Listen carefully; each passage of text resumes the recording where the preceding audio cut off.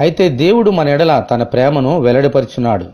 ఎట్లనగా, మనమింకనూ పాపులమై ఉండగానే క్రీస్తు మన కొరకు చనిపోయాను. దేవుడు ప్రేమయే ఉన్నాడు.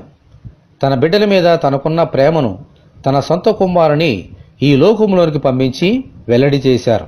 హల్లెలూయా. మనము నీతిమంతులము కాము, అయినా దేవుడు తన కుమారుని పంపించి తన పరిపూర్ణమైన ప్రేమను చూపించారు. మన ప్రభువైన యేసుక్రీస్తు కూడా మనము పాపులమై ఉండగానే ప్రేమించి మనలను నీతిమంతులుగా చేయడానికి శిలువ మీద చనిపోయారు. పాపులంటే ఆయనకు అంత ప్రేమ. పాపులకు స్నేహితుడు అనే పేరు అందుకే కదా ఆయనకు వచ్చింది. ఎంతటి పాపి అయినా ఆయనను తన హృదయంలో చేర్చుకుంటే వారిని క్షమించి నిత్య జీవంలోనికి నడిపించే ప్రేమామయుడు యేసయ్య. హల్లెలూయా.